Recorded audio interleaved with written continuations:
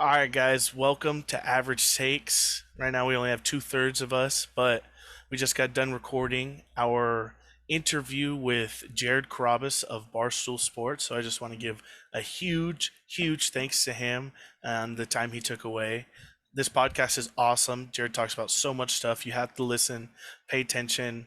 But yeah, if you don't know much about Jared, he is a blogger, podcaster for Barstool. Been covering the Red Sox and the MLB for Barstool for a while now. So enjoy. He's currently living the dream job that obviously we're striving for. So it was such a blessing to talk to him and get his experiences and his knowledge out of it. So watch. Oh yeah. I mean, he has a podcast with David Ortiz, Big Papi, Hall of Famer. He's literally the biggest influencer for the baseball world right now. So it's a huge opportunity for us, and I think we killed it. It's a great listen. Can't wait for you guys to see. And thank you, Jared. Appreciate the just coming on. It's awesome. Yeah, just being a boy. Boys being dudes. All right. Nothing wrong with being average. Pay attention, like, subscribe. This is freaking amazing. So hope you guys enjoy it as much as I enjoyed it. I've been looking up to this guy for a long time. So peace and love. Go Nothing wrong Padres. with being average. Go Padres. What's up, guys? Welcome back to Average Shakes. And today we have a certified G and a bona fide stud. And you can't teach that, Mr. Jared Rocket Carrabis. What's going on, guys? Whoa. Thanks. Thanks for having me. Appreciate it. I appreciate you coming out, showing up. That's so lit. I mean, it's an honor. How many guests have you guys had? What episode number are we on right now? We're on, I think, 67, but you're only our second guest. Second big time. Who was the first? Mark Grant, Padres announcer. Oh, he's great. Oh, it was it was much fun fun talking to him. Yeah, he's a really cool guy. Him and you got to get Don next. Yeah, pushing for Don. Pushing. Love Don. Yeah, he's tough. He's tough I haven't even had Don on yet. I sent him some merch to Mark to give to Don, so hopefully he's getting the vibe. Butter him up. Yeah, butter him up. Any advice you would give your younger self, Jared? Ooh. My advice for my younger self would help my younger self, but I don't know if I would give that advice to someone of that age right now. Okay. My advice to my younger self would be to stop caring so much in school. I used to stress out about that stuff all the time, and school just was not for me. And like in high school, I used to just panic about like, what am I going to do with my life? And I had some like health issues when I was like 16, 17, 18. So I was out of school a lot, and then the school system just absolutely failed me where when I was out of school that like I came back and they were like, all right, well, here's a test on everything you didn't learn. And then I was like, what the hell? So I didn't do great in the second half of high school. I didn't get into a good college right out of high school. And I thought like, all right, well, that's it. Like this 3-year window of time where like junior year, senior year of high school, I didn't do great. And then I didn't get into a good college, like right out of high school. And I was like, well, that's it. I'm toast. Like there's no way that you can succeed now if you don't have like a good degree from a good school. And that's just couldn't be further from the truth. Oh yeah. Like, I would never encourage other people to not do their best in school, but I would give the advice of, if that's not the case, there's a different path. Yeah, like if school's not for you, that doesn't mean that your life is over and you have to go work at a grocery store and that's the rest of your life. Like there are other ways in life that you can succeed. Like right now, I'm sure that there are a lot of people that have great well-paying jobs, people that I went to school with, but like I don't think that anyone else is like more successful. I barely graduated. Like I barely graduated. So that would be the advice, is that, hey, school might not be going great right now. It's not for gonna be everybody. okay. It's not for Yeah, everybody. Yeah. It's not exactly. the end all be all. Yeah. All right, Jared, you got to face Bregman, Alex did. Bregman, with the wiffle ball. You got him swing and miss, but he ended up going yard. I know that is definitely a highlight of what you've done, but who do you think you could actually strike out in wiffle ball that's in the league? Aaron Judge. Oh yeah, I can see that. Yeah. That's Just a little that's slider away. yeah. Stanton would be too easy. I would feel bad doing it. At least like Aaron Judge would be like a little bit of a challenge before it inevitably happened. Like Stanton would just be 3 pitches. See you later. Love the Yankee slander. Yeah, I mean, it's just facts. It's just facts. So like the whole thing with like that wiffle ball thing that we did was that we were doing it from like 42 feet. Like we Googled like the official like wiffle ball mound distance, and it was 42 feet. So from 42 feet, the 82-mile-an-hour fastball that Bregman hit to him looked like 119 or something. Wow. So like that's what makes it all the more impressive is like, so that was technically the second at bat. We showed both. Like the first at bat was when I got the swing and miss, and I got 2 strikes on him. I got 2 strikes on Bregman, and then there was a pitch like down and away that he claims was a ball. It definitely hit like the outside corner. But like I didn't even want it anyway. Like if I didn't strike him out swinging, I didn't want it. Yeah. So it was a debatable strike 3 looking, but he took all of the pitches pretty much. Like he had the 1 swing and miss, every other pitch he just took. Yeah. So little did I know he's tracking it. He's trying to time it. And I mean that's just, so I talked to who is it? I talked to JD Martinez after the Bregman home run, and I was like, it's fucking crazy. Can I swear on this? Yes. Yes. Yeah. It's fucking crazy that he was able to see that, time it, and square it up. And JD was just like, you know, we're all big league hitters. Like we can time like a moving train. Like if you give us enough time, like we can time it and be able to hit it. So yeah, I mean, all credit to him. I mean, that's the thing though. Like Bregman that year, like statistically was like the second best offensive player in Major League Baseball. Yeah. So a guy like him could do it. I don't know that every big leaguer can do it. Yeah. So Sure. there's gotta be several big leaguers that I could strike out if to them it looks like I'm throwing 119 miles an hour. Trevor? Yep. You Jared, why was Barstool the best fit for you when that was coming around? So I started there in 2014, and when I first started my blog was 2006. I was a junior in high school, and back then, if you wanted to be a writer professionally, you had to go to a newspaper. Like you had to write for the Boston Globe, the Boston Herald, the Providence Journal. There were blogs, but it was not a career path.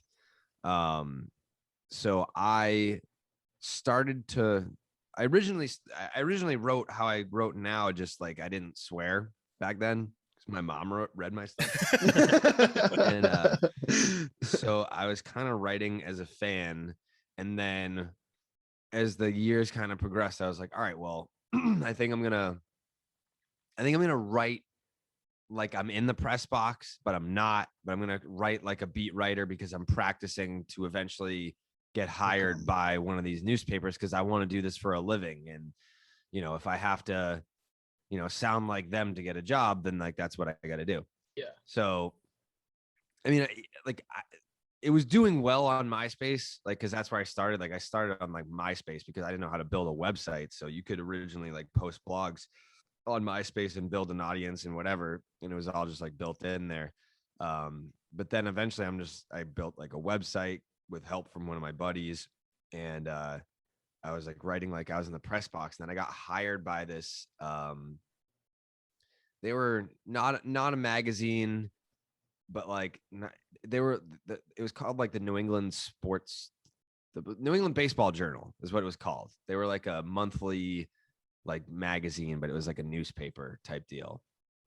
So I was writing for their paper print, and then also they adopted my blog, and they wanted more of like a newspaper type style. And I was like, well, that's not really my style. Like I'm not like I am a fan of the team that I'm covering, and like I think it's valuable to let people know that. Like if I'm a Red Sox fan, I don't care what a Mets fan has to say about the Red Sox. Like why would I care? Like you don't care the same way that I care. Like you're not passionate about it. You're just talking about whatever you see, and like that's great. Maybe it's valuable, maybe it's not. But we butted heads a lot in that first year, and I was like, all right, like this isn't for me. Like I don't want to do this. So 2013, I was kind of just like, I was like out. I didn't want to do it anymore. And that was the year that the Red Sox won the World Series again. And like that team was so fun. And so this is our fucking city. Yeah. What a boost of energy. Yeah. So like 2012, the Red Sox were in last place. It was Bobby V. Like people were getting traded. People were fighting each other. It was all drama, all negativity. And I was like, I hate this. So in 2013, like that was like the year that I've written the least. Like I was like, I'm going to write if I feel like it. And I just never really felt like it. And then when I got to the playoffs, that's when I started writing again. And then like what I wrote after they won the World Series, I still think that's like the best blog that I've ever written was after they won in 13. And I kind of just went back to like, all right, well, I've given up on this being a career. Like I don't want to like do this for money anymore. I'd rather just do it the way that I want to do it. And if people like it, great. And if they don't, I don't care. Yeah. So I did that for 2014. And then that's when Dave was like, do you want to be our Red Sox guy? And I was like, yeah. Yeah. It's like, you mean like I can get paid and write the way that I want at the same time? And it's like, yeah. So I mean, when I first started at Barstool, I think I was making like $500 a month. Like it was part-time. Like they didn't bring me on full-time like salary until 2016, like before that season. So yeah, I mean, it was like a slow progression type deal, but that was like the first time that someone was out there offering someone like me an actual job to not change. Exactly. So, yeah. How big was Barstool then? Like, because I know it's huge on the East Coast, but West Coast is generally kind of just spread out, and you've got all of us like on notice and stuff. So how big was Barstool kind of then? Padres fans hate Barstool. It's crazy. It's crazy. Every time, like I think they hate everyone. It's not just Barstool. Yeah. I'm a Padres fan, and I hate Padres Twitter. It's terrible. Toxic. Yeah, there's good corners of Padres Twitter, but like I think last year we put out the Tatis Face of Baseball t-shirt, and then like they were calling me like a grifter. They were like, this dude's just out here for like a money grab and like don't support him. And I was like, you don't understand the irony of what you're saying, because they were pointing people in the direction of these like other Padres fans that were putting out these like bootleg Tatis t-shirts. Mm-hmm. And I was like, yo, we gotta deal with the Players Association. So like if you buy our t-shirts, Tatis is actually getting broken off here, whereas like you're just putting money in Craig from San Diego's pocket over here, which is fine if that's what you want to do. But they thought that like, you know, they're like, yeah, like they never had our backs when like we weren't good, and now they're trying to make money off us now that we're good. And I was like, I kept proving them wrong at every corner. I was like, here's a picture of me at Petco Park wearing a Carrabis Padres authentic jersey when you guys were not good. Like, wait, what else do you need for me to validate that? Like, hey, by the way, like when I sell like t-shirts for Barstool, I see 0 pennies from that. 0. I personally make $0. The only way that I make money is if we sell like a ton and I hit a bonus, but like that's usually like around like Christmas time or like the Stellathon Black thing. Friday, Yeah. like stuff like that. And even then, like I haven't hit last time I hit a merch bonus was when the Red Sox won the World Series. So don't think that I am making money off of your teams. All I'm doing is listening to Twitter, and they're like, dude, make some Braves merch, like make some Brewers merch. And I'm like, Yeah. I'm not, I don't care. Like, I don't make any extra money. Like, I'm doing that for you guys. Yeah. So Oh, yeah, I just got like villainized by Padres Twitter when I'm like, hey, like you have a really cool, exciting player. I bet you'd want to like rep him when you go to the games. Here's a t-shirt that like I designed so that you guys can wear that to the games. And they're like, fuck you. So yeah, that's been my experience with Padres Twitter. But what was the original question? Just how big was Barstool when you joined? It was big in Boston. It was, I mean, obviously not as big now. I mean, I would say popularity wise in 2014, it was probably like 15% of what it is now. Damn. It's huge now, but in Boston, it was very big in Boston. Like me going to Barstool, like that announcement, even back then, yeah, that was a big deal. Like people were like, dude, like, are you ready for your life to change forever? And I was like, I guess. So that, yeah, it was a big deal back then just because I was a Boston guy. But I mean, if they had hired me and I was, you know, covering the Angels, like no one would have cared. They'd be like, what is Barstool? And even when we were, like it's changed recently in terms of like when I go to other cities, like people notice, but even as recently as 2018, when I went to the World Series in LA, I could walk around LA and no one knew who I was. Like, It's wild to me. Yeah. But now, like, it depends on what I'm there for. Like, I went to Denver of all cities for like the AllStar Game, and it was crazy. Like, we couldn't move 2 feet, but like, it's a baseball crowd. Like, it's not. Yeah, like, exactly. Yeah, like it depends on like who you are, what event you're there for, and all that. It's very oddly specific to like walk outside and not know if you're famous today. It's wild. Yeah.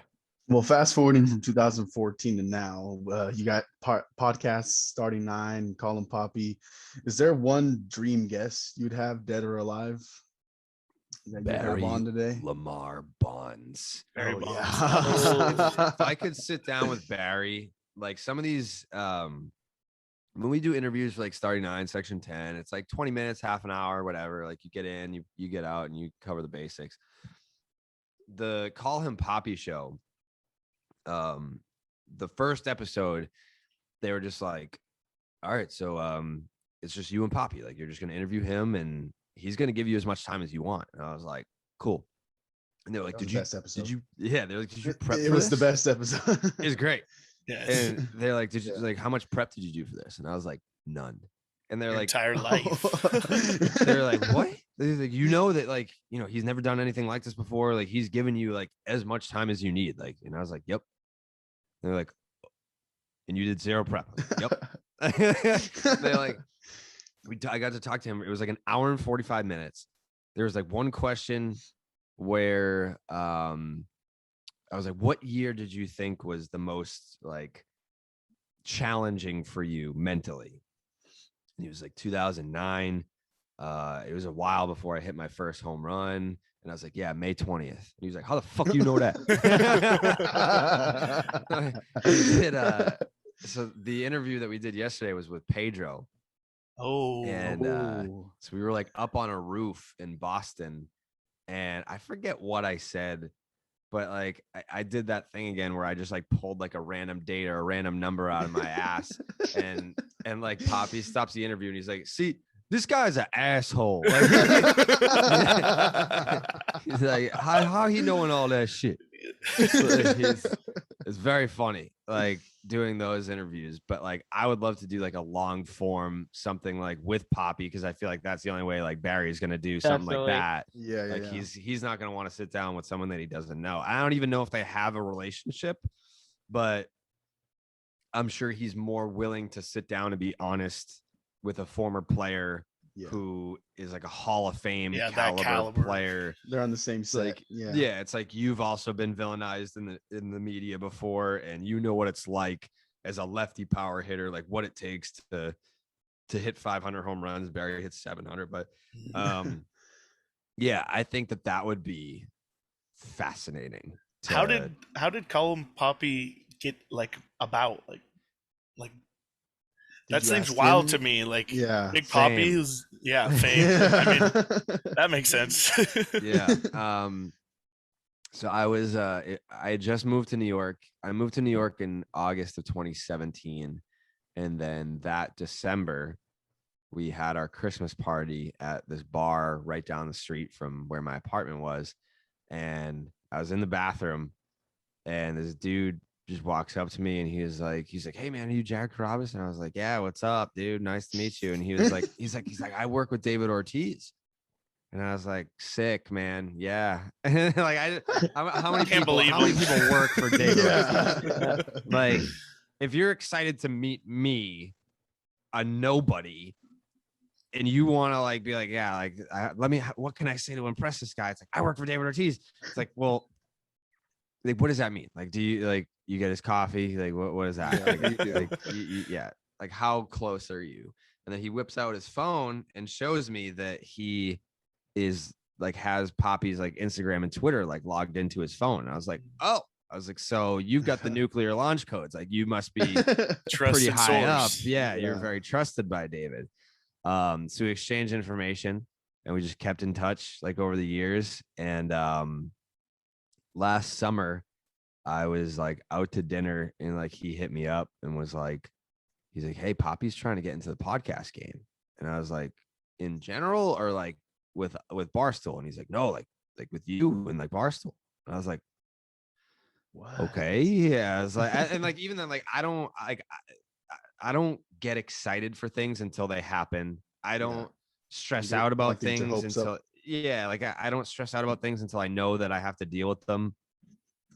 So I was like, cool, man. Yeah, all right. I was like, I'll put you in touch with Erica, and we'll set up a meeting next week, and we'll see what happens. Whatever. Like I doubt this is gonna happen, especially because like Ortiz is such a big name. Yeah, Yeah. exactly. It's like, what are they gonna want money wise? Is Barstool gonna be willing to pay it? Like, what's going on here? Like, so, but I didn't ask any questions. I never involved myself. I never like checked in to be like, oh, like how close are we? Like, what? I just kind of just set up the meeting. They had it. They kept in touch for, I mean, that must have been June of last summer, and then we didn't get greenlit until March of this year. And I remember I was in like the Barstool office in like November last fall, and I was like asking Erica, I was like, well, is this happening? Is this not happening? She's like, yeah, I don't think so. Like and it was like, it was like a whole thing. So I was very surprised when it happened, but I didn't even have time to like celebrate that it was happening, because it was how I found out was I got like an email. It was like, oh, we booked you a flight to Miami. And I was like, for fucking what? And like, oh, like Colin Papi episode 1, like you're going to Miami on Friday. It was like Wednesday. They're like, yeah, you're going to Miami on Friday for episode 1. And I was like, okay, like awesome, I guess. So yeah, it came together pretty quick, but it was, I never thought, I didn't think it was going to happen for sure. That's wild too, because Big Papi like was shot and had life almost ending, so it's so crazy and so cool that he gets to share his stories and everything. Yeah, he's great. I mean, like the thing about Papi is that like he treats everyone like they're just normal ass people, and like he acts like he doesn't dress like a normal person, but he acts like a normal person. Yeah, he'll walk into a room and he'll make everyone feel welcome, and he's very approachable, and just the friendliest guy. And like you can tell, like there were days where like when we flew to Miami to do the Tatis interview, like we got in, did the Tatis interview at the Padres team hotel, went from the team hotel to like this random college baseball field, and we were like, it was a 15-second commercial. It took like 3 hours to shoot. It was in like the middle of the sun, and like we would have to like take turns like coming in and out of the clubhouse to like get out of the sun and like shoot different like parts of the commercial. And I could tell like he was like come on, like let's wrap this up. Like this is a whole to do. But I mean, he never said it out loud. Like he just, he does. He's a super pro. And I mean, it's been like a dream come true to be able to do that show with him. Oh yeah, I believe that. I believe that. Yeah. Speaking of Tatis, is he just the coolest guy ever, or what? He's legitimately the coolest guy of all time. Like, you can tell he's, I don't want to say shy, but he's so unassuming, but he can't come across as unassuming because he's huge. Like he's listed at 6'3". He's not, he's like 6'5". He's way, I think Ortiz is 6'3", and he's taller than Ortiz. So yeah, I don't know. He felt like a foot above me. He just felt like legit. His head was a head above mine. Like that's the I get that line all the time from people when I meet them. They're like, "Hey, you're not as short as I thought you were." And it's like, yeah, because my job is to like interview and take pictures with dudes that are 6'5" all the time. like 5'11" is not like. I wouldn't consider myself to be tall, but you would never see a dude an inch short of 6 feet walking down the street and be like, look at that midget. Like you wouldn't do that. So it's like, whatever makes me seem taller in person, I guess I'll take it. But yeah, Tatis was great. And very, like I said, like you can tell he knows that he's good. Like he knows, like I am one of the best, if not the best player in baseball right now. But I don't need to tell you that, because if you just watch me, you'll know. Like that type of confidence is scary. Yeah. Scary. You gotta get yourself some chains. It's disrespectful not wearing the chains. That's what they said. And I was like, bro, this necklace is 10 racks. I was like, sorry, I don't have like a down payment on a house to spend on a necklace right now. But like it's not like I got this out of a gumball machine. God. Out of everything you've done, everyone you've met, what's your personal best memory? You got a lot of names that you talked to, a lot of things you've done, duck boats, championships. The duck boats is number one. I mean, like it's like you guys are obviously big baseball fans. I'm a big baseball fan, and I was never great at baseball. Like I never played past high school. I was a pretty good, decent high school baseball player, but I found a way because I got in front of it early enough. When I was 16 years old, I was like, hey, buddy, you're not getting drafted. And you're not going to catch on somewhere that you're not going to meet a scout at a bar one day who's going to get you signed by the Seattle Mariners. You're going to work your way up. And there is no story like that for you. How could you tell yourself that, though? You threw no hitters, 16. I did. AllStar Game. Yes, no hit. The Revere All-Star team, you can still hear the screams when you go down. Put your ear close enough to the ground, you can still hear them. But I was like very self-aware, and I was like, I got to find a way to stay in baseball somehow. I was like, is it the front office? Is it writing? Like, I don't know. I want baseball to stay in my life forever. So for a dude that was never really that good at the game, I have received a World Series ring from a Major League Baseball team. So I got a bobblehead. I got a bobblehead night from the Red Sox single A team. Okay. And like, yeah. You have a baseball card? I have a Topps baseball card. Wow. And I got to be not just like they like when they, because I mean I've seen 4 of them now. Sorry to brag. Yeah. The other World Series parades that I've been to, they have a duck boat where like the media's on it, or like the family will be like underneath and the players will be on top or whatever.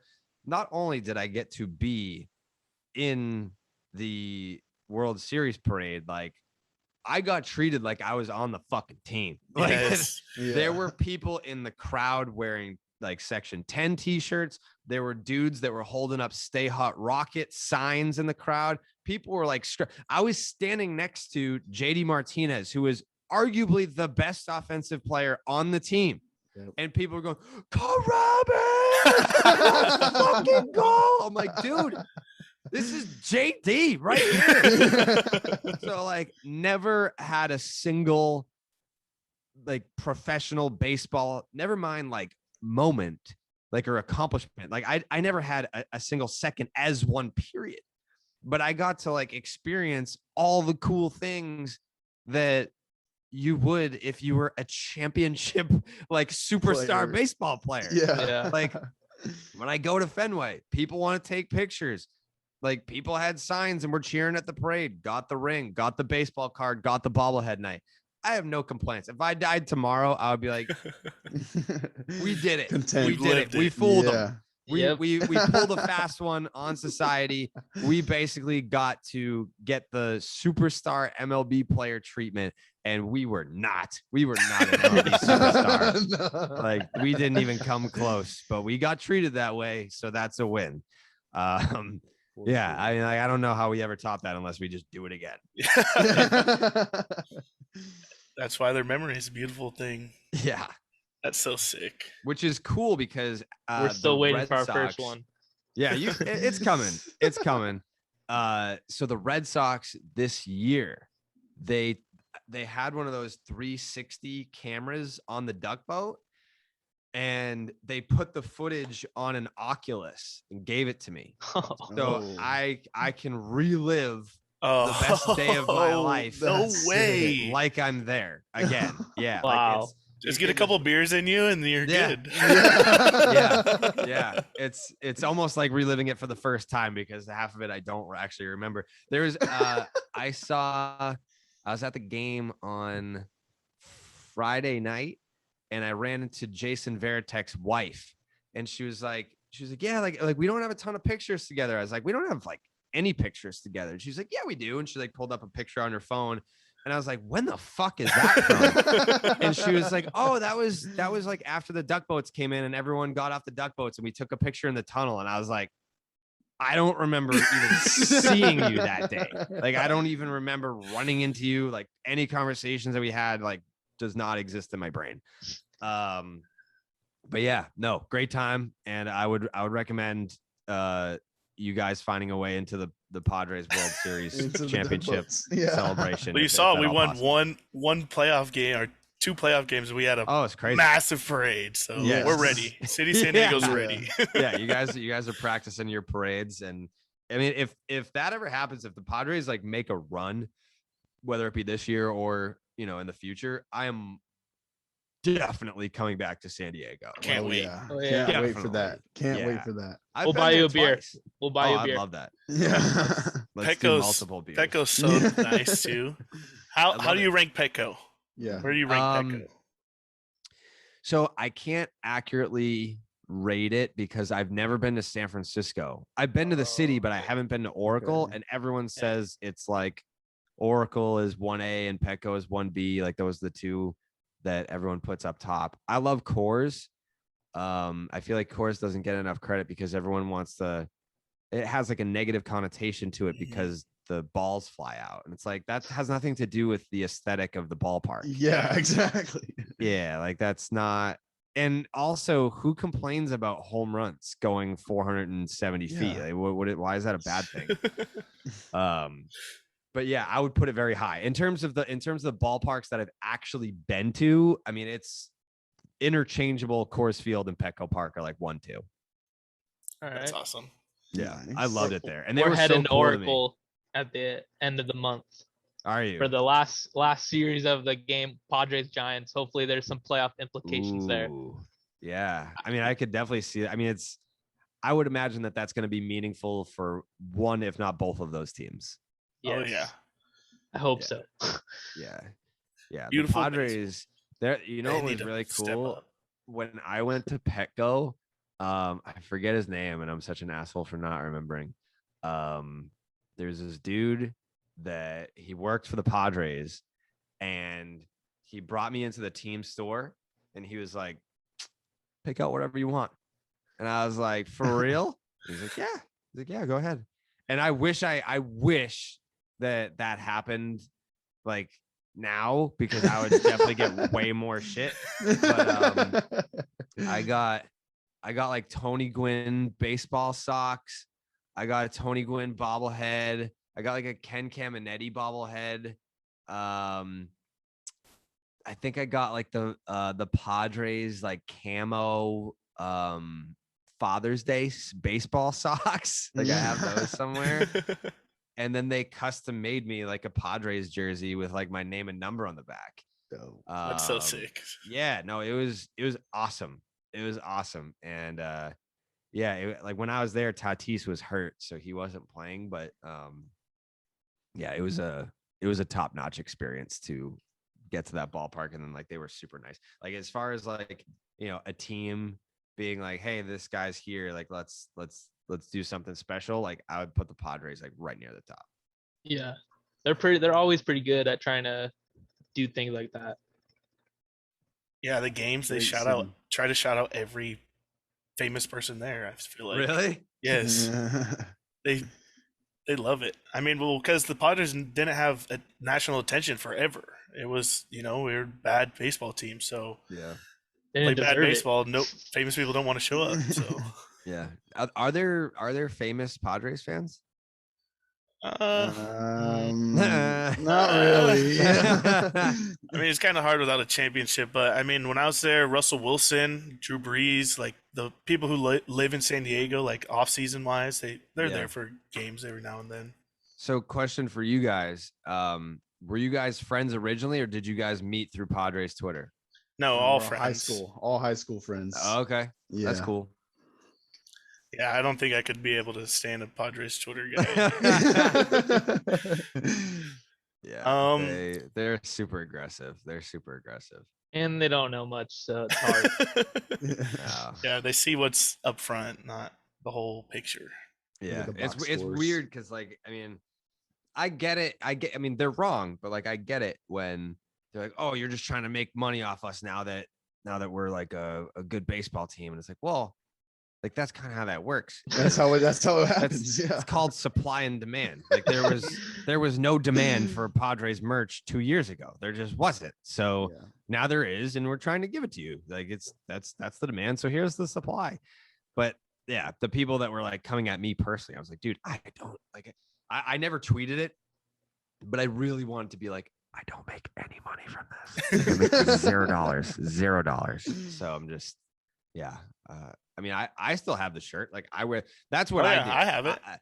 I make shirts that I want to wear. And if other people want to wear them too, that's great. But if you don't, I don't care. Like I'm customized, like the Vladdy shirt was great.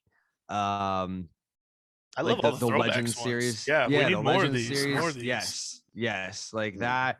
And that sucks because I wanted to do more of those, but the guy who designs them has like a million different projects. And originally we were supposed to do 10 to launch the season and then 5 every month. And we just did the 10 to launch the season. So it's like, yeah, it sucks. But like all those shirts, I was like, yeah, I would wear each and every one of those. And I have one of each.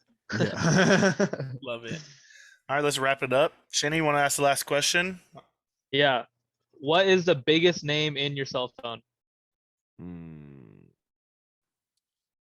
I mean, I guess now it's David Ortiz. Yeah.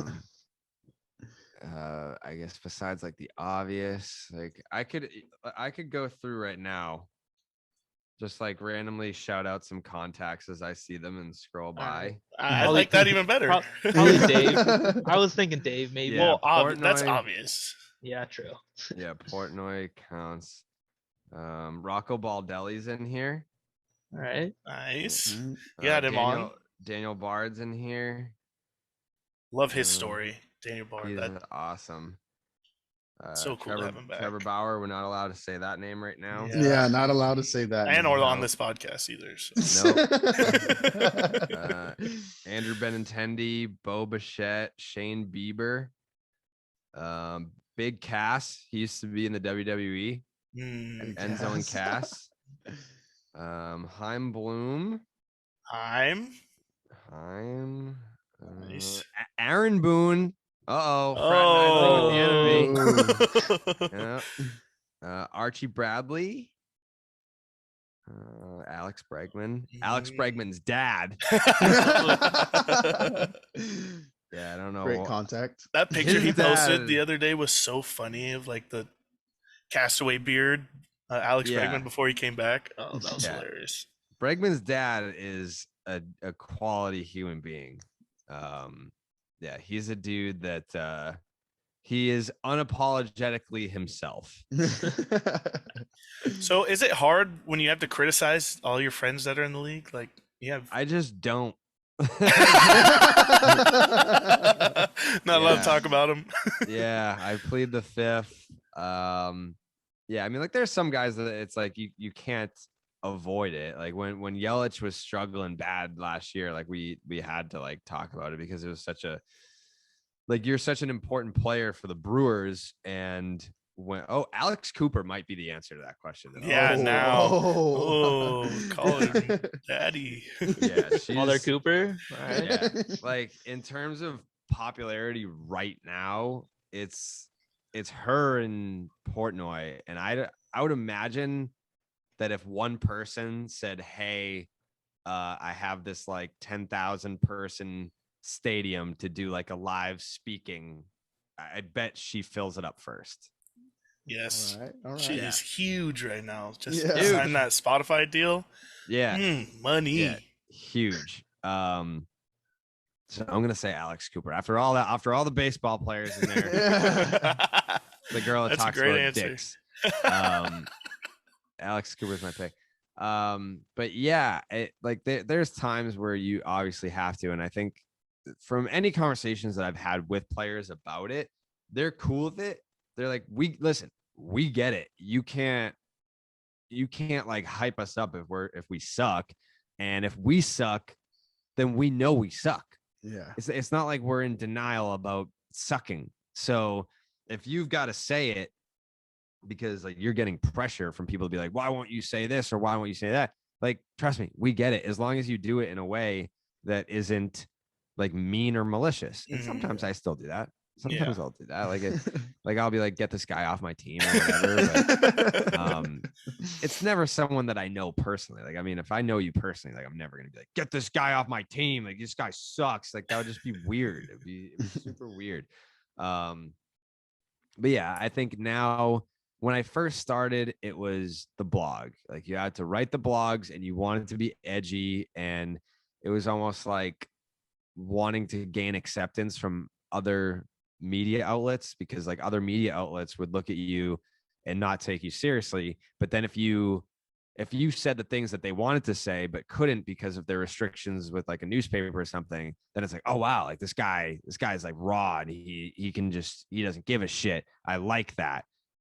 A little different now. Like now you're trying to maintain good relationships with the players because the money is in podcasting and videos. So why would I shit on a player that if he came on the podcast, it would do really well, which is good for us? Like, makes no sense. Like, I don't like if I throw out like a blog that this guy sucks and here are the reasons X, Y, and Z. It's like, okay, 25,000 people maybe read that blog and then they go about their day. They're not like donating money after reading the blog, but if you get that person on the podcast to talk about their struggles and how like difficult it is and this and that, like that's where the money's at. So I think it went from, it's still, I guess, a form of journalism, but it went from one form of journalism to another where you're writing, you're covering these topics to, I guess now I would refer to myself more as like entertainment. Like it's not sure. journalism. It is, but it's not.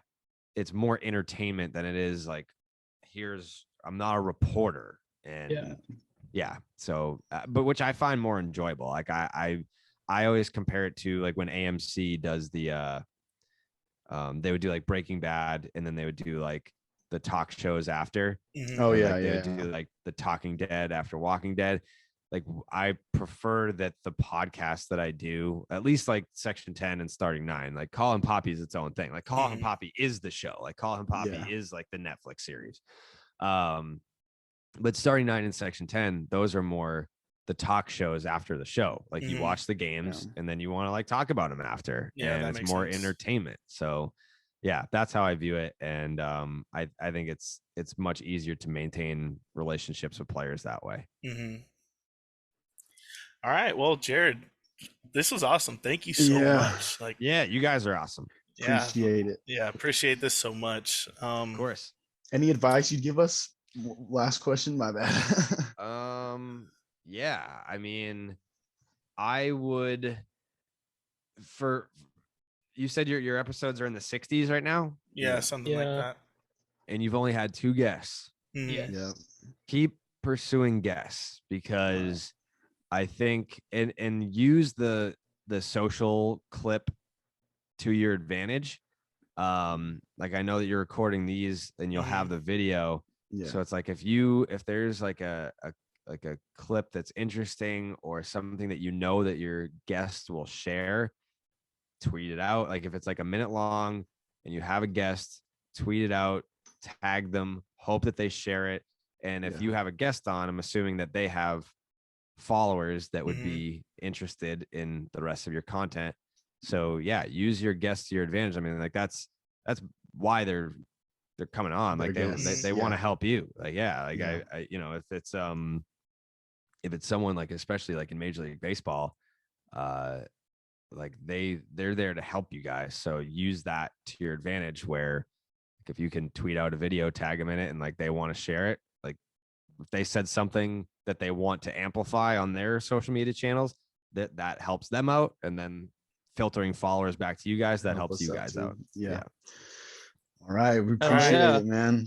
Jared, the Rocket, say Stay hot hot. Rocket. Yeah. Thanks for coming on. Thank you guys. We out.